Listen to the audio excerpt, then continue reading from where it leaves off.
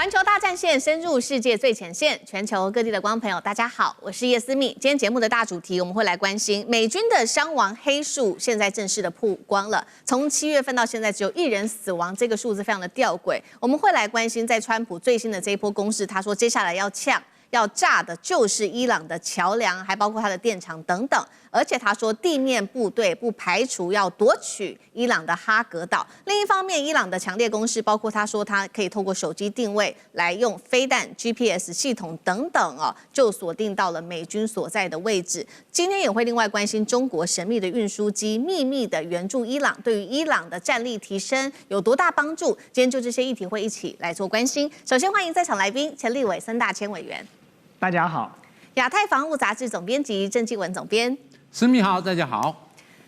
资深媒体人彭华干哥，思密好，大家晚安。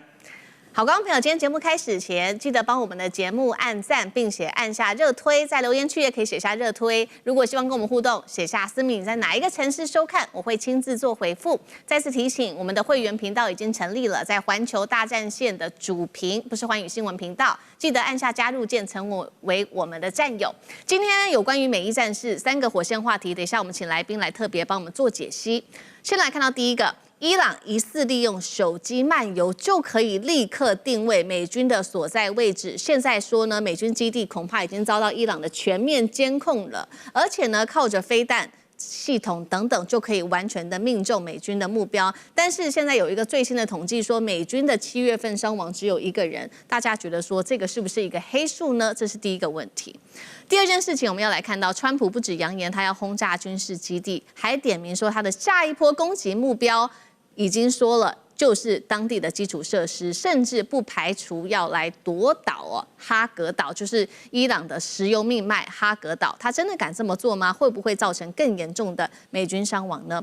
第三件事情，我们要来看到中国大陆在这背后的角色，因为呢，现在根据媒体报道。拍到了中国大陆的货机接近伊朗后，开始集体关闭了应答器。如果北京真的如报道所说的有提供雷达或者是防空系统，接下来甚至是一些军工物资，那么接下来对于伊朗的战力又有多大的提升呢？今天就这些议题，我们会一起来做关心。中东的战火完全没有降温，现在走向了更危险的地方。赶快来看到最新进度。这个是美国的中央司令部在14号下午再一次的对伊朗发动新一轮的空袭行动。这一次攻击的地点包括了阿巴斯港，还有这个格什姆岛等地方，这些地区都是靠近这个荷姆兹海峡的军事设施。伊朗的官媒也证实，美军确实有发动这一波攻击，打到了当地的一座瓶装水的工厂，还有格什姆岛都遭到飞弹的袭击。不过伊朗立刻是展开了大规模的报复行动。他也说了，他攻击的目标包括了靠着多枚的飞弹跟无人机飞向了巴林、还有科威特、约旦美军基地，还有包括了第5舰队的总部都遭到摧毁。我们来看到一些细节的部分。革命卫队说的，包括巴林武装武器的仓库呢，在这边的卫星系统、还有雷达系统、美军的宿舍、第5舰队爱国者系统，还有预警雷达都遭到摧毁。再来呢，约旦当地的空军基地也是，包括它的关键设施跟美军的驻扎地也都遭到了严重的袭击那么战火我们看到不只是在这些基地而已，还甚至延烧到了民航去了。民航的部分，我们来看到是来自于欧盟的航空安全总署特别针对于这一次的冲突，已经要求了所有航空公司要避开这些地区，当中包括了巴林、科威特、卡达、阿拉伯联合大公国以及阿曼湾。被说呢，因为军事行动在这些地区已经是高度的风险了。在这样子紧张形势下，川普再一次的放话，点名说，如果在伊朗继续的打下去，他的下一波攻击目标已经是到民用去了，包括了当地的发电厂、桥梁等重要基础设施，甚至不排除派地面部队来夺取哈格岛。但是立刻《纽约时报》做了一个评论，他认为川普的种种行为恐怕已经触犯了战争罪。CNN 的分析师也特别做分析说，川普啊，你确定吗？这个地面部队如果真的派进去哈格岛的话，伤的是你自己美军啊，你这个美军的人命恐怕呢会非常的严重，遭到非常严重的战损。但是有一件事情很吊诡，我们刚刚提到了，从7月份美军做了一个统计到现在，刚刚说了，这个伊朗它是可以靠它的卫星定位。它是可以靠它的手机定位去达到知道这个美军基地在哪里的，但是呢，没有想到美军的战损7月以来死亡人数只增加了1人，大家就在看说这个是不是一个黑数呢？刚刚讲的嘛，国际手机漫游就可以追踪美军的定位了，所以伊朗的战力好像看起来比想象中还要更大哦。那么委员怎么看美军公布的最新的伤亡数字？有关于这个另外一个夺岛的部分。川普真的敢派地面部队去夺岛吗？那你有什么看？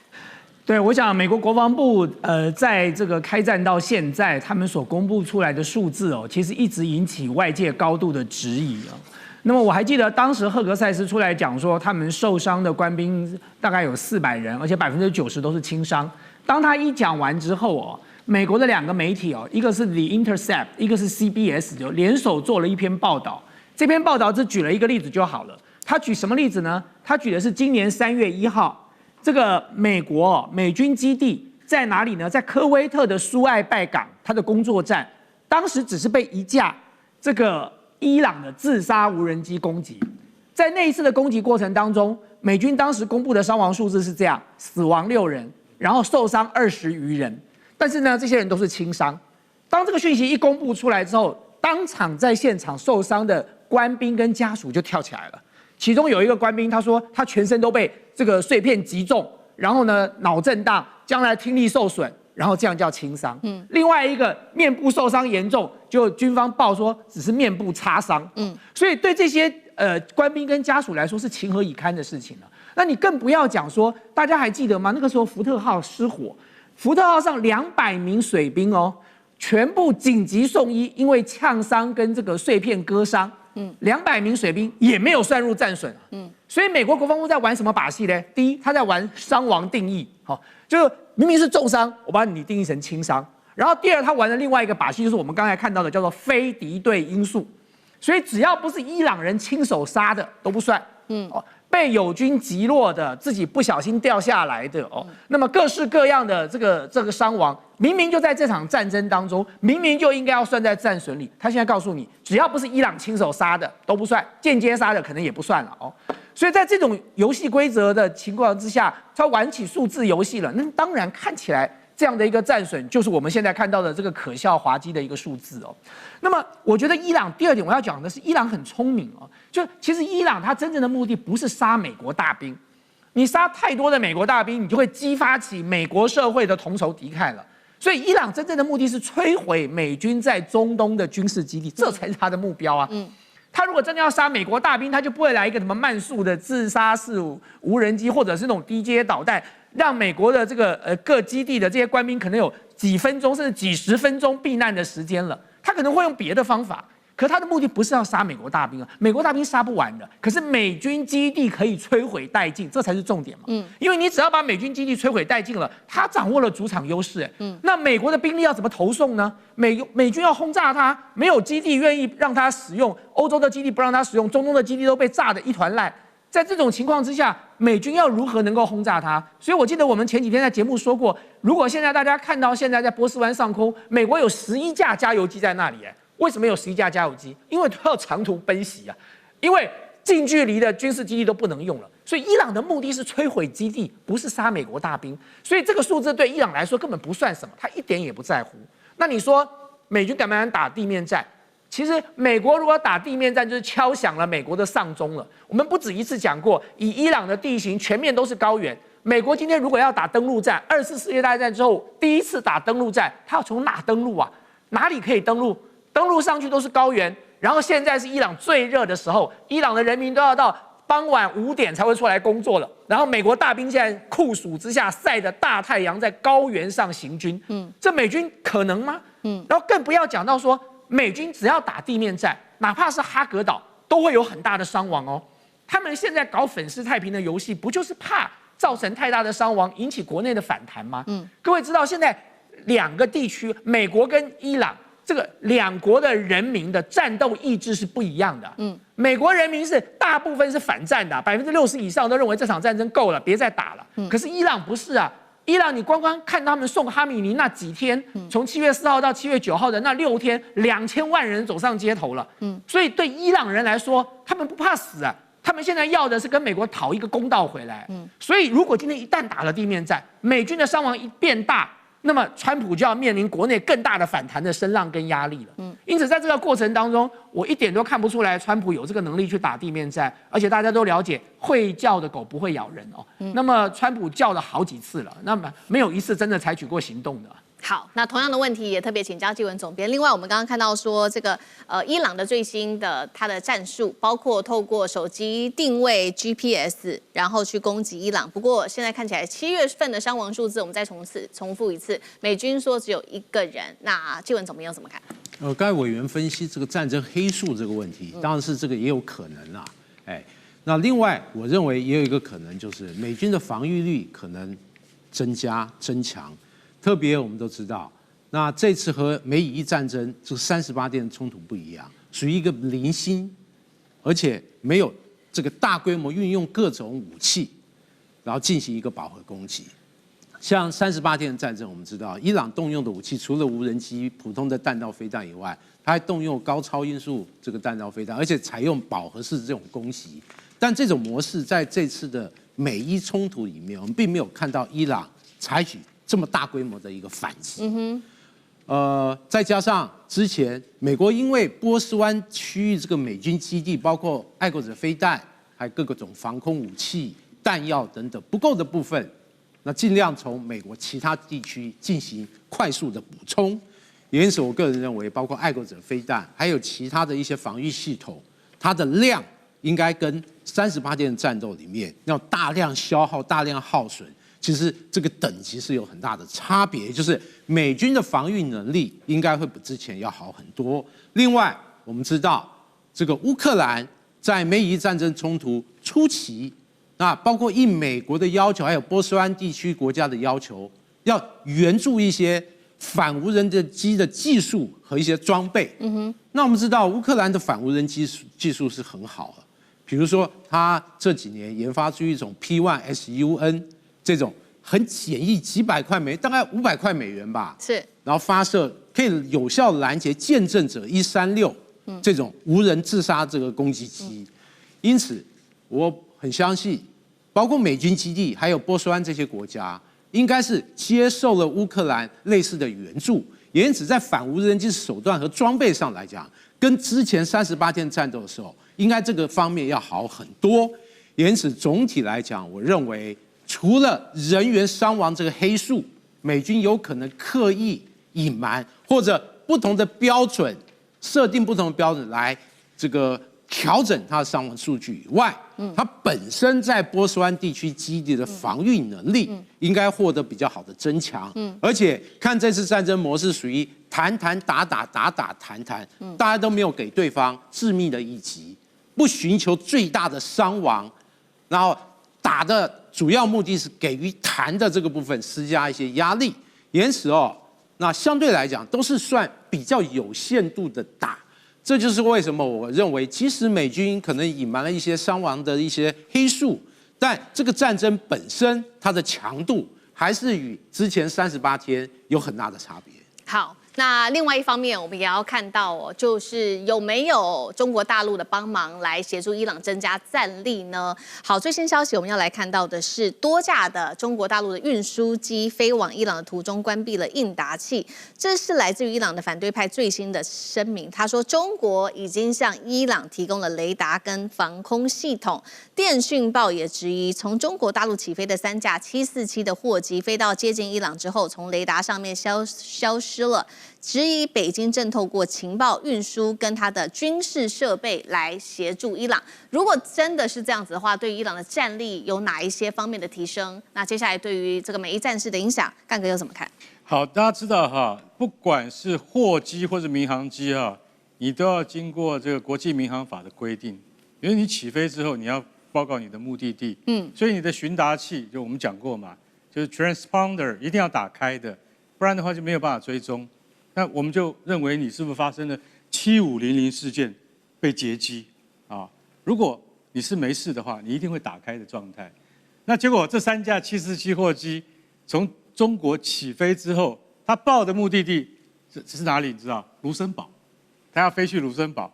但是它飞去卢森堡，你知道中国的这个机场起飞之后，一定会经过青康藏高原，对不对？然后进入中亚，然后呢，它在这个接近伊朗的时候，它突然询答机关掉了。不晓得这3架飞机的雷达那个讯机全部都消失了，不见。这3架飞机为什么到了伊朗附近就再也追踪不到？所以这个就是一个民航的国际民航组织里面现在还在问这件事情。所以这3架货机到底去了哪里的不知道，因为没有人会告诉你它去哪里。所以大家就很怀疑说，因为美国的智库就认为这个就是停在伊朗，这就是停在伊朗，就是载了不知道什么东西才会抵达伊朗附近的时候，它的雷达的询答器就消失了，而没有真正飞到卢森堡。好，那我们先来看哈，民用的不管是巨无霸啊，747巨无霸，它虽然是很大的飞机，但它仍然是民航机，它是货机，它不像如果今天它是运20，那就是军用运输机了，它的系统装载完全不一样。所以说，这个747货机，它最有可能携带的是什么？它携带的是雷达零组件以及一些支援的装备啊，它是可以载的。但如果说你要把整枚这个，比如说飞弹或是燃料系统装进去的话，那不能够用货机，那必须要用这种中型战略运输机。所以我们现在看到这件事情，我们就会觉得说其实老实讲，是见怪不怪了。也就是说，其实这个中国跟俄罗斯在许多方面都提供相当的情报给伊朗，不然伊朗没有办法找到科威特美军的正确的基地所在，然后发射高超音速导弹去攻击。所以这一点我们是能够理解的。很多方面的讯息跟情报都是由中国所提供。更重要的一点，在亚丁湾上面，我们突然发现了一艘船，那艘船叫做天狼星号。天狼星号是什么船？是中国最先进的情报船，其实应该讲间谍船了。有3个大圆球，像气象雷达一样。这艘船上万吨，所以你就想到，原来在这个船已经开到了亚丁湾，已经要进入波斯湾了。所以大家就晓得说，其实伊朗会有很多数据，它从哪里来的？它不可能是由伊朗自己本身能够获得的。这中间也经过了很多盟邦的支援，也就是中国跟俄罗斯。大家所以能够理解说，其实老实讲一句，中国货机飞到德黑兰去，我一点都不觉得奇怪。那是为什么？因为还要用747来不要引起国际的侧目。等到哪一天真的飞过去的是运20或是1流升76这种专用大型战略运输机的话，那就是我们直接支援伊朗，那就是跟美国直接干开了。没有什么好多说的。那一天会不会到来？会。如果川普你要再这样子胡说八道下去的话，中国就真的派战略运输机过去，那时候你就不要废话了。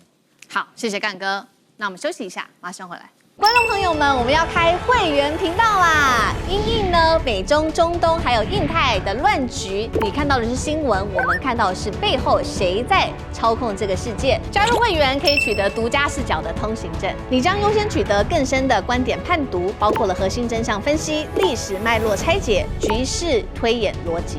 同时解锁会员勋章、优先互动权、问题解析、幕后花絮，支持我们制作高品质的影片。点击下方的加入键，一起成为战友吧！我们会员频道见。